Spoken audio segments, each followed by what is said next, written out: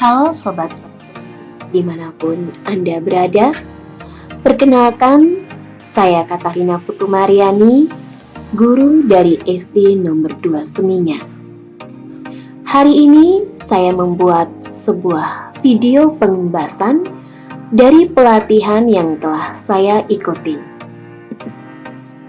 Pelatihan seri kemampuan non-teknis dalam adaptasi teknologi Angkatan 8. Dalam pelatihan yang telah saya ikuti, ada 6 pelajaran dan materi yang diberikan dalam pelatihan tersebut.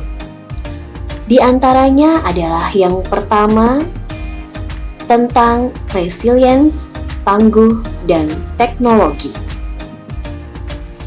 Yang kedua, critical thinking melalui berpikir kritis dan teknologi. Pelajaran yang ketiga tentang creativity, yaitu konten dan teknik penceritaan. Pelajaran yang keempat, communication melalui komunikasi yang efektif. Pelajaran yang kelima, empower teacher melalui penerapan kelas campuran. Dan yang terakhir, collaboration melalui kolaborasi dan dampak. Resilience adalah kemampuan seorang untuk bangkit dari desakan kemunduran atau kegagalan. Sedangkan SAMR yaitu yang terdiri dari substitution, augmentation, modification, redefinition, adalah tingkat kematangan seorang guru memanfaatkan teknologi untuk pembelajaran. Hubungan antara SAMR dengan resiliensi adalah mengetahui SAMR memberikan gambaran kepada kita harus seberapa resilient. Yang kedua, critical thinking. Berpikir kritis dapat diartikan adalah memutuskan apakah menerima, menolak, atau menunda suatu pernyataan. Produk dalam berpikir kritis adalah penilaian dan keyakinan. Yang ketiga, tentang creativity melalui konten dan teknik penceritaan. Kemampuan bercerita adalah kesanggupan atau kekuatan yang dimiliki oleh individu untuk menyampaikan gagasan atau ide secara lisan maupun tulisan yang mengisahkan tentang perbuatan, pengalaman, atau kejadian. Konten adalah segala bentuk komunikasi, terutama audiovisual, yang berisi sebuah informasi, hiburan, atau ajakan. 3 tahap dalam membuat konten adalah: yang pertama, membuat rencana, yang kedua, mengeksekusi, dan yang ketiga, memasarkan.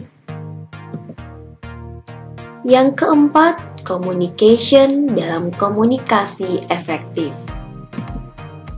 Komunikasi yang efektif adalah proses pertukaran ide, pemikiran, pengetahuan, dan informasi yang disajikan dengan cara yang paling dipahami oleh penerima, sehingga tujuan dapat terpenuhi dengan sebaik mungkin. Komunikasi yang efektif mencangkup keterampilan dalam komunikasi verbal dan nonverbal mendengarkan dengan penuh perhatian, kemampuan untuk memahami, dan mengendalikan emosi dan mengelola stres. Yang kelima, empower teacher. Kelas campuran memiliki 4 ciri, yaitu yang pertama, setidaknya mengikuti pembelajaran asinkron yang memungkinkan murid merdeka untuk mengatur waktu, tempat, alur, dan tempo belajarnya.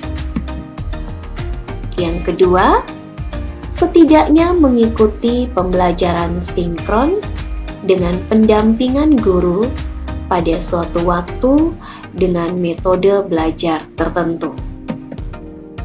Yang ketiga, menghubungkan beragam modalitas program atau mata pelajaran menjadi suatu pengalaman belajar terintegrasi.